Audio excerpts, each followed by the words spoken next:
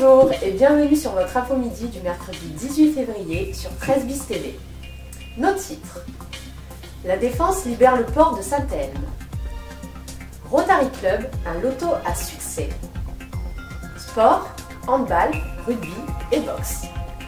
Les brèves et la météo du jour.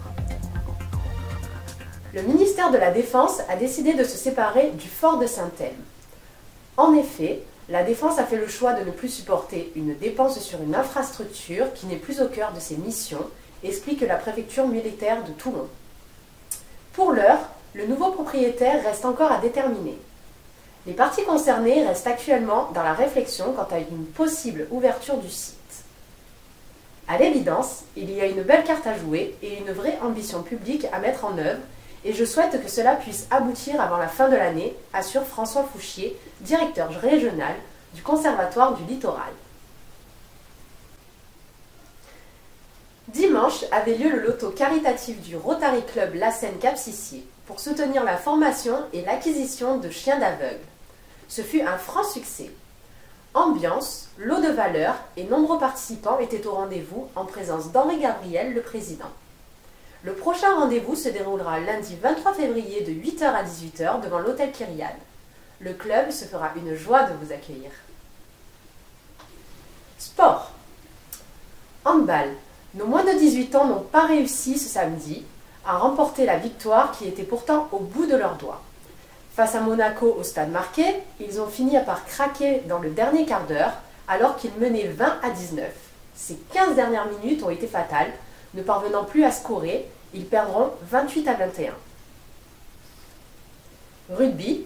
Les juniors bélasquins étaient en déplacement à Aix-en-Provence pour un match qui s'avérait plus que compliqué. Mais encore une fois, ils ont su montrer leur force et leur caractère en s'imposant 18 à 14, leur permettant d'enchaîner un 11e succès de la saison et en restant invaincus. Bravo! Boxe. Sale baquet encore. Cette fois, ce sont les jeunes boxeurs sénois qui ont brillé sur le ring. En effet, les minimes Jasmine Apsi et Elias Abdel-Feta, ainsi que le cadet Sadi Akacha, ont été sacrés champions départementaux et se sont donc qualifiés pour les championnats régionaux dimanche à Carpentras.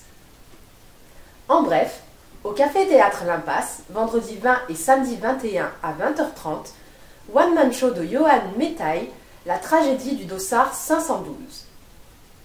Ces mêmes jours, à 21h, à la 7e vague, One Man Show de Marc Andréini, stand-up. Et vendredi, de 17h à 19h, au Café des Arts, se tiendra la réunion du 5 à 7 des Amours Poétiques, organisée par l'association Passion d'auteur. Votre météo du jour. Le soleil revient enfin sur nos côtes. Malgré quelques passages nuageux, le beau temps sera roi. Un vent d'est viendra gâcher un peu les températures qui parviendront tout de même à grimper jusqu'à 16 degrés l'après-midi. C'était Jessica pour votre info midi sur 13 bis TV, réalisée et mise en ligne par Julien Deluce. Amis sénois, amis varois, bonne journée et à demain!